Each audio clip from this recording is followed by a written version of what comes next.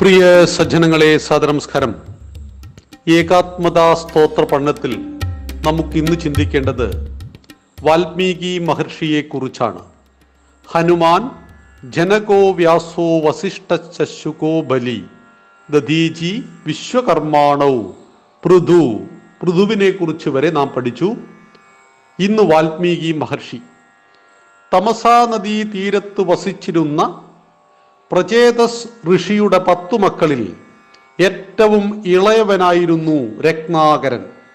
ബഹുമിടുക്കനും മഹാവികൃതിയും ആരോടും വഴക്കടിക്കുന്നവരുമായ രത്നാകരനെ ഒരു ദിവസം കാണാതെയായി. പുഴയുടെ ഒഴുക്കിൽപ്പെട്ട് അവൻ എത്തിച്ചേർന്നത് ഒരു വേട കോളനിയിലാണ്. അവിടെ വെച്ച് വളർന്ന് പെട്ടെന്ന് തന്നെ അവൻ അമ്പെയ്ത്തിലും അടിപിടിയിലുമെല്ലാം കഴിവ് തെളിയിച്ചു. രത്നാകരൻ വിവാഹിതനായി. കുടുംബം വലുതായപ്പോൾ അവരെ പോറ്റുവാൻ രത്നാകരൻ കൊള്ളക്കാരനായി മാറി. കാട്ടിലൂടെ വരുന്നവരെല്ലാം പിടിച്ചുപറിച്ച് അവരുടെ സമ്പത്ത് കൊള്ളയടിച്ച് അവരെ ഉപദ്രവിച്ച് ജീവിച്ചിരുന്ന രത്നാകരൻ നാട്ടുകാരുടെ എല്ലാവരുടെയും പേടി സ്വപ്നമായി. രത്നാകരൻ എന്ന് പറയുന്ന തസ്കരനെ കുറിച്ച് കേട്ടാൽ ജനങ്ങൾ ഭയന്നു വിറക്കുവാനും തുടങ്ങി. ഒരു ദിവസം രത്നാകരന്റെ മുന്നിൽ വന്നുപെട്ടത് സാക്ഷാൽ സപ്തർഷികളായിരുന്നു. തന്നെ കണ്ടു ഭയന്നു വിറച്ചിരുന്ന മറ്റിരകളിൽ നിന്നും വ്യത്യസ്തരായി സപ്തർഷികൾ കാണപ്പെട്ടു. ആരാണ് നിങ്ങളെന്ന രത്നാകരന്റെ ചോദ്യത്തിന് നീ എന്തിനീ പാപം ചെയ്യുന്നു എന്ന മറുചോദ്യം അവർ ചോദിച്ചു. ഞാൻ എൻ്റെ കുടുംബം പോറ്റുവാനാണ് ഇങ്ങനെ ചെയ്യുന്നത്. കൊള്ള മുതൽ വീട്ടുകാർ വീതിച്ചെടുക്കും എന്നു രത്നാകരൻ മറുപടി പറഞ്ഞു. എന്നാൽ പാപവും അവർ വീതിച്ചെടുക്കുമോ? സപ്തർഷികളുടെ ചോദ്യത്തിൽ ഉത്തരം മുട്ടിയ രത്നാകരനോട് നീ വീട്ടിൽ പോയി തിരിച്ചു വരൂ, ഞങ്ങൾ ഇവിടെ നിന്നെ കാത്തു നിൽക്കാം. രത്നാകരൻ പറഞ്ഞു, നിങ്ങൾ എന്നെ പറ്റിച്ച് ഓടിക്കളയാമെന്ന് കരുതരുത്. ഞാൻ വരുന്നതിന് മുമ്പ് സ്ഥലം വിട്ടാൽ പിന്തുടർന്ന് പിടികൂടി കൊല്ലുമെന്ന് പറഞ്ഞ് രത്നാകരൻ തൻ്റെ ഭവനത്തിലേക്ക് ഓടി. അവിടെ അമ്മയും ഭാര്യയും മക്കളുമടങ്ങുന്ന വിശാലമായൊരു കുടുംബം ഉണ്ടായിരുന്നു. അവരോട് ചോദിച്ചു, ഞാൻ കൊണ്ടുവരുന്ന വസ്തുക്കൾ പോലെ തന്നെ നിങ്ങൾ എൻ്റെ പാപത്തിലും പങ്കാളികളാകുമോ? ഞാൻ കൊള്ളയടിച്ചു കൊണ്ടുവരുന്ന ഓരോ മുതലും നിങ്ങളെല്ലാവരും പങ്കിട്ടെടുക്കുന്നത് പോലെ ആ കൊള്ളയുടെ പാപത്തിൻ്റെ പങ്കും നിങ്ങൾ പങ്കിട്ടെടുക്കുമോ? രത്നാകരൻ അമ്മയോടും ഭാര്യയോടും സഹോദരങ്ങളോടും എല്ലാവരോടും ചോദിച്ചു. അതെങ്ങനെ? ഓരോരുത്തരും അവരവരുടെ കർമ്മഫലം സ്വയം അനുഭവിക്കണം എന്ന മറുപടി എല്ലാവരും പറഞ്ഞു. അമ്പരന്ന് പോയ രത്നാകരൻ തലയും താഴ്ത്തി തിരിച്ചു നടന്നു. കർമ്മസിദ്ധാന്തമൊന്നും ഭാര്യയ്ക്കും അമ്മയ്ക്കും സഹോദരങ്ങൾക്കും അറിയാമായിരുന്നില്ല. എങ്കിലും അവരും പഠിച്ചിരുന്നു. താൻ നിരന്തരം ചെയ്യുന്ന കർമ്മങ്ങൾ താൻ അനുഭവിച്ചിടുകന്നേ വരൂ. അവനവൻ ചെയ്യുന്ന കർമ്മത്തിൻ്റെ ഫലം അത് പുണ്യമാണെങ്കിൽ പുണ്യവും പാപമാണെങ്കിൽ പാപവും അവനവൻ തന്നെ അനുഭവിക്കണമെന്ന് ഒരു വേടത്തിക്ക് പോലും അറിയാമായിരുന്നു ഭാരതത്തിൽ.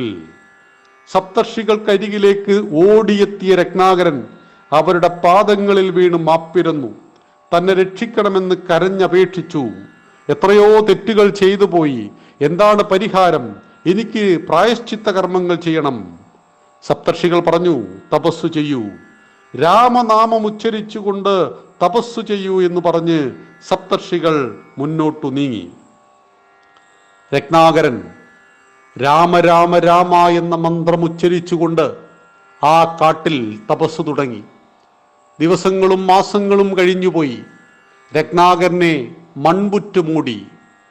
ആ മൺപുറ്റ് മൂടിയതും രത്നാകരൻ അറിഞ്ഞില്ല. അതിനുള്ളിൽ നിന്നും അദ്ദേഹം രാമരാമ മന്ത്രം ജപിച്ചുകൊണ്ടേയിരുന്നു. കുറേ മാസങ്ങൾക്ക് ശേഷം സപ്തർഷികൾ തിരിച്ചു വരുമ്പോൾ അവരൊരു മന്ത്രം കേട്ടു. രാമരാമ, ആളെ കാണുന്നില്ല. തൊട്ടടുത്ത് വലിയ ഒരു മൺപുറ്റ്. ആ മൺപുറ്റ് തള്ളി നോക്കുമ്പോൾ അതിൻ്റെ ഉള്ളിൽ നിന്നും രത്നാകരൻ പുറത്തേക്ക് വന്നു. അദ്ദേഹത്തിന് പേര് നൽകി വാൽമീകത്തിൽ നിന്നും പുറത്തേക്ക് വന്നവൻ വാൽമീകി. വാൽമീകം, മൺപുറ്റ് എന്നാണ് ആ വാക്കിൻ്റെ അർത്ഥം. വാൽമീകത്തിൽ നിന്നും പുറത്തേക്ക് വന്നവൻ ആരോ?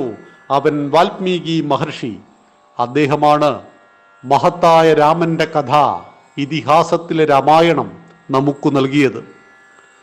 വേടൻ പക്ഷിയെ, ഇണപ്പക്ഷികൾ അമ്പെയ്യുന്നത് കണ്ടപ്പോൾ അദ്ദേഹം വേടനോട് പറഞ്ഞ ഒരു ശ്ലോകത്തിന്റെ അടിസ്ഥാനത്തിൽ, മാനിഷാദ എന്ന് തുടങ്ങുന്ന ആ ശ്ലോകത്തിന്റെ അടിസ്ഥാനത്തിൽ അദ്ദേഹം എഴുതിയ മനോഹരമായ ഇതിഹാസ കാവ്യമാണ് ആദികാവ്യം എന്ന് വിശേഷിപ്പിക്കുന്ന രാമായണം എന്നറിയുക. സന്ദർഭവശാൽ മറ്റൊരു കാര്യം പഠിതാക്കളോട് സൂചിപ്പിക്കുന്നത്, മര മര എന്ന് പറയാൻ പറഞ്ഞു എന്നാണ്. തെറ്റാണ്. വാൽമീകി മലയാളിയല്ല.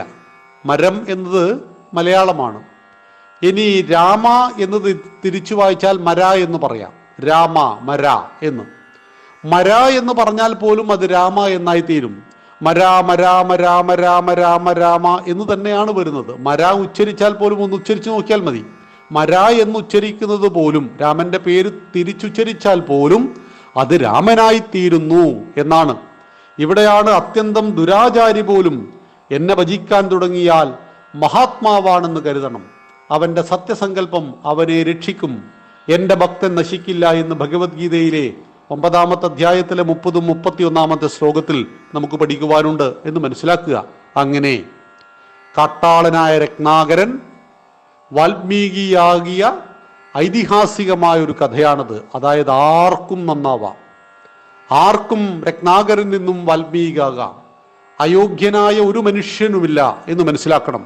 അമന്ത്രമക്ഷരം നാസ്തി, നാസ്തി മൂലമനൌഷധം, അയോഗ്യ പുരുഷോ നാസ്തി, യോജകസ്തത്ര ദുർലഭ. മന്ത്രശക്തിയില്ലാത്ത അക്ഷരങ്ങളില്ല, ഔഷധ ഗുണമില്ലാത്ത സസ്യങ്ങളില്ല. അയോഗ്യ പുരുഷോ നാസ്തി, യോഗ്യതയില്ലാത്ത മനുഷ്യനുമില്ല. പക്ഷേ ഈ യോഗ്യതകളെ കണ്ടെത്തി സംയോജിപ്പിക്കുന്ന യോജകസ്തത്ര ദുർലഭ, സംയോജകന്മാർ കുറവായിരിക്കുന്നു. ഈ സംയോജകന്മാരായിരുന്നു സപ്തർഷികൾ.